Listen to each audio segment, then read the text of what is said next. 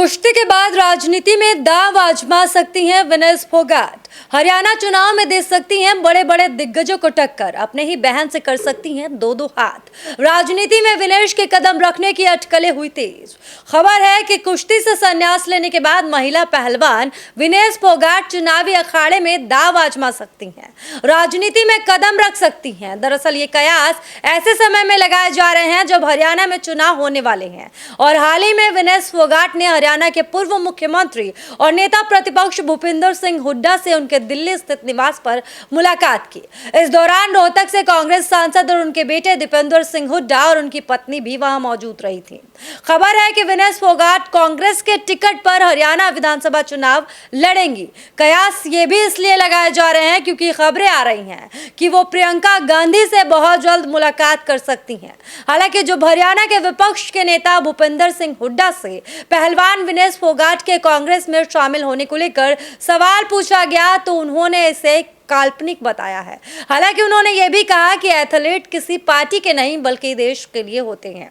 यदि कोई पार्टी में शामिल होता है तो इसका पता भी चल जाता है। जो भी पार्टी में आता है उनका हम स्वागत करते हैं। उन्होंने कहा कि विनेश के साथ अन्याय हुआ है। इसके अलावा उन्होंने कहा कि उन्हें उचित सम्मान मिलना चाहिए, उन्हें राज्यसभा में मनोनीत किया जाना चाहिए था। उन्होंने ये भी कहा कि सरकार को उन्हें वही सम्मान दिया जाना चाहिए था जो ओलंपिक में गोल्ड विजेता को मिलता है, जबकि हरियाणा सरकार ने उनके लिए रजत पुरस्कार के बराबर राशि की घोषणा की है।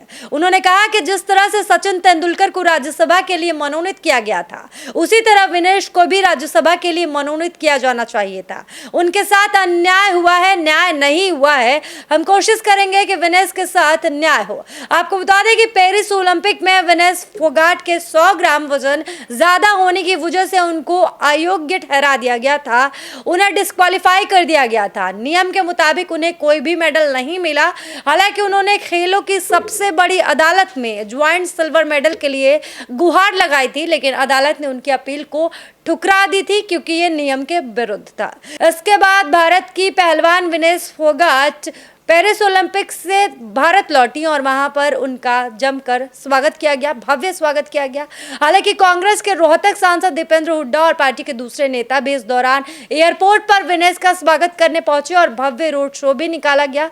हरियाणा के नेता प्रतिपक्ष भूपिंदर सिंह हुड्डा ने पहले ही अपनी योजना साफ कर दी थी जब उन्होंने घोषणा की थी कि अगर कांग्रेस के पास पर्याप्त संख्या होगी तो विनेश फोगाट को राज्यसभा के लिए मनोनीत करेगी।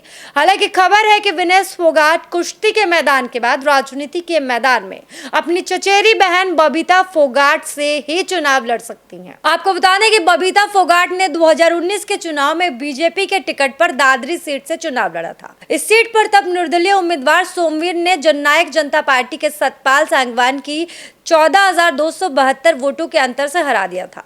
अब खबर ऐसी आ रही है कि अगर विनेश फोगाट कांग्रेस में शामिल होती हैं तो वो इसी सीट से अपनी बहन बबीता फोगाट के खिलाफ चुनाव लड़ सकती हैं।